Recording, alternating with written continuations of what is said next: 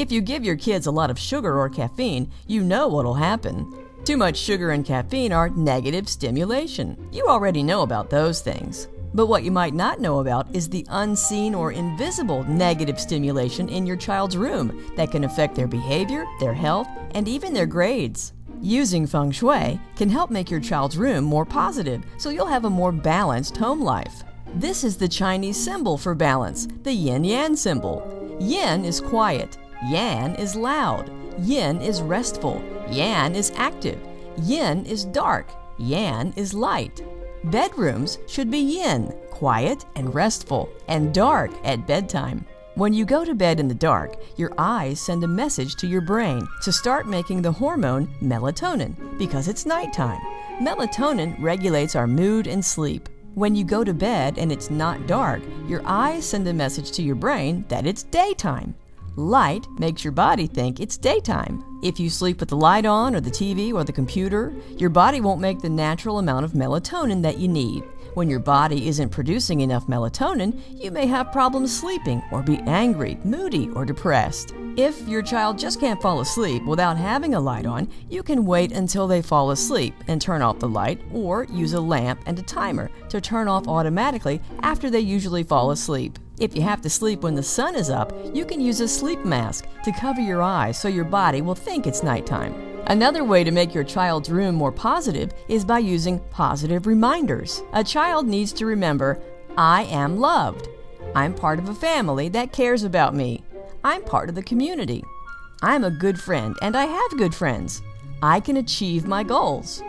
If your child does something to be proud of, you can create a certificate or sign for what they've done. This reminds them that they've accomplished something. It's good for their self-esteem.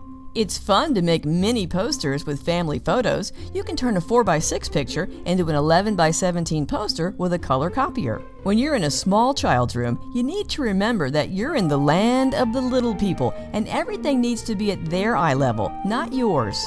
You can make your child's room more positive by not having any negative images of fierce or angry animals like sharks, tigers, or dinosaurs. Friendly animals and cartoon animals are fine. A friendly cartoon dinosaur is a lot different from a fierce dinosaur. Negative images of fighting, war, violence, or death don't create positive thoughts. Positive images create positive thoughts. Positive thoughts create positive behavior. Negative images can also be pop culture images. Negative pop culture is fun for teens because it's wild or outrageous. The wilder celebrities or wannabes are, the more people talk about them. Keep an eye on what's impressing your teenager. Is it someone who behaves badly on camera to get attention, or someone who gets attention because they're actually talented? Is it someone who's famous for rocking or rapping about violence or killing, or someone who's making really great music? Keep the pop culture negatives to a minimum and try adding positive role models. An athlete, singer, musician, author, inventor, scientist, positive role models send a positive message and give your child something to aspire to. Another way to make your child's room more positive is to clear the clutter. A cluttered room is like a hairy swimmer. Two swimmers are competing in a race. They both have the exact same ability, but one's body is completely shaved and the other is very hairy. Just like body hair creates resistance in the water for the swimmer, clutter creates resistance to the natural flow of energy in a room. Clutter creates stuck energy. Stuck energy causes procrastination, lack of motivation, and even depression. Clutter is distracting and makes it harder to focus on studies. Clutter can be organized with clear plastic containers. Tiny things with lots of small pieces can go in small containers. Larger toys, stuffed animals, dolls, and sports equipment can go in larger containers. If your child doesn't have access to all their stuff at once, they can't make as big a mess. So divide all the toys into a few sets. Put them in different bins. Let them play with one bin at a time. Rotating the toys will also help keep them more interesting. Let's do a quick recap of what we just went over. Bedrooms should be yin or quiet for sleeping. Dark bedrooms are healthier because they help your body make melatonin. Positive reminders help kids remember they're loved and can achieve their goals and help keep their thoughts positive. Keeping clutter to a minimum will help keep your child from procrastinating, make it easier to focus on studies, and lessen the chance of depression. Coming up, the way your child's bed is pointed can give them either an edge or an obstacle. Next on Feng Shui Diva.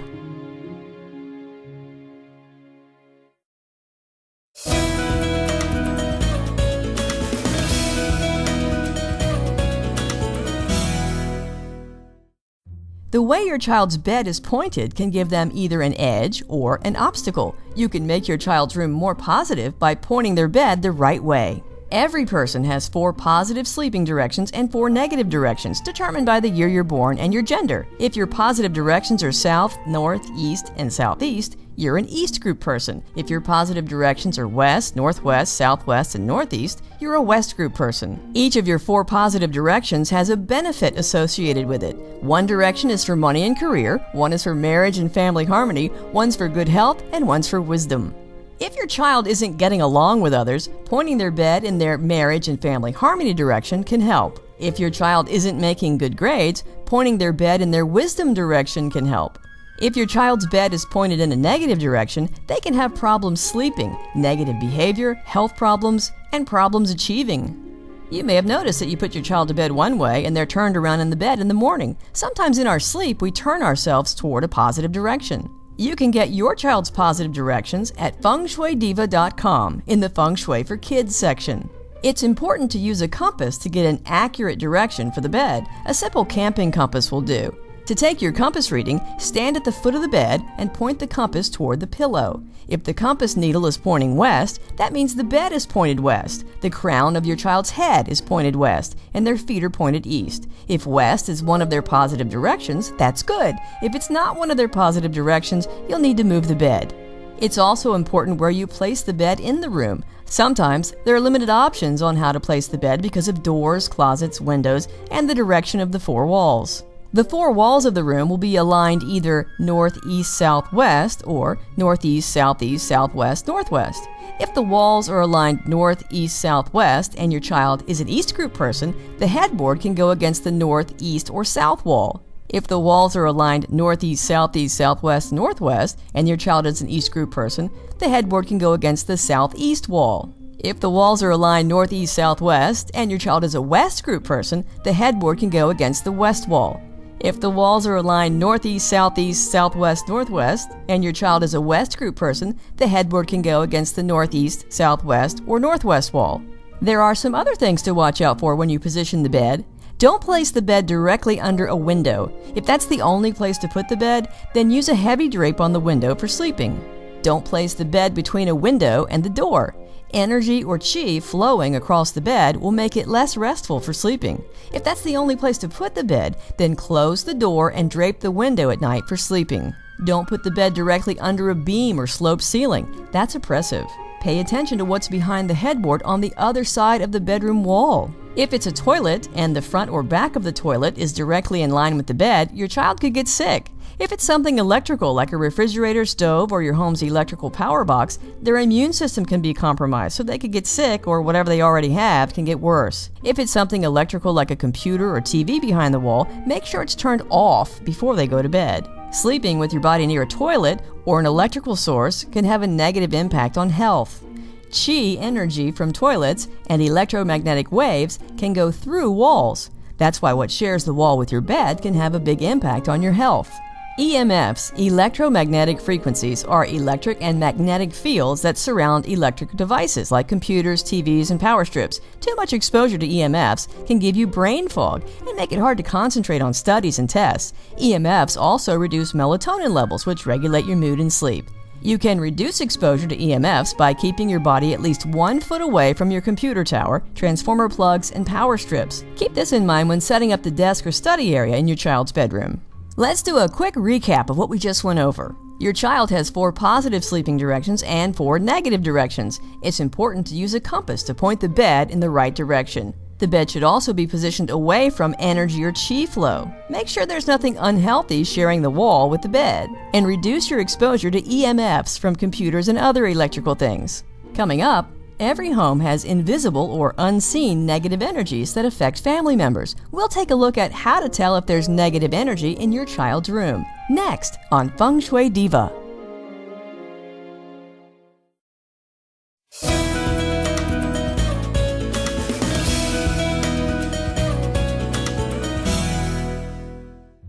How do you know if your child's room has unseen or invisible negative energy? The way we know what it is and where it is by using the most accurate kind of feng shui, classical flying star feng shui. Every building has both positive and negative energies. These energies form in patterns when a building is constructed. Classical feng shui calls the energies that make up the energy patterns flying stars. In every building, there are 9 different energy patterns, 1 in each of the 8 compass sections and the center. The 9 different energy patterns in a building each have 3 flying stars. The way the 3 flying stars interact with each other creates either a positive or negative energy pattern in that section. These positive and negative energies can have an impact on family members. Some examples of their negative influences are illness, pain, miscarriage, infertility, depression, anxiety, fire, theft, financial problems, arguments, relationship problems, and divorce. Positive influences could be prosperity, good health, fertility, success, fame, and happiness. Ideally, it's best to spend your time where there's positive energy and avoid negative energy, but this might not be possible since there's both positive and negative energy in every home. If a bedroom has a negative energy pattern, the negativity can be reduced or cured by adding the necessary feng shui element. That would be either water, wood, fire, earth, or metal, depending on the energy pattern. There are 144 different energy pattern combinations, and your home has one of those combinations. It's not difficult to find out what kind of positive and negative energies are in your home. You just need the compass degree, the home faces, and the year of construction. There are several books available that can help you determine what kind of energies you're living in and how to balance them. Creating a Haven: Simple Steps for a Healthy and Nurturing Home is available at barnesandnoble.com and amazon.com. In addition to the energy patterns that formed when your home was built, annual energies move into different compass sections each year, and they also have a positive or negative effect on you. There are 9 different energies. Some are negative, some are positive, and they all shift to their new annual locations each February 4th. We're affected by the energies by spending time in them or using an entry door where they're located. You can find out this year's annual energies at fengshuidiva.com in the Feng Shui Tips and Articles section. Let's do a quick recap of everything we learned in this program. Bedrooms should be yin or quiet for sleeping. Dark bedrooms are healthier because they help your body make melatonin. Positive reminders help kids remember they're loved and can achieve their goals and help keep their thoughts positive. Keeping clutter to a minimum will help keep your child from procrastinating, make it easier to focus on studies, and lessen the chance of depression. Your child has 4 positive sleeping directions and 4 negative directions. It's important to use a compass to point the bed in the right direction. The bed should also be positioned away from energy or chi flow. Make sure there's nothing unhealthy sharing the wall with the bed. Reduce your exposure to EMFs from computers and other electrical things. Every building has unseen or invisible positive and negative energies called flying stars that form in patterns when a building is constructed. There are also annual positive and negative energies that change each February. Negative energies can be cured or reduced by adding the necessary feng shui element, either water, wood, fire, earth, or metal, depending on the energy pattern. Negativity comes in many forms, visible and invisible. Using feng shui can help make your child's room more positive, so you'll have a more balanced home life.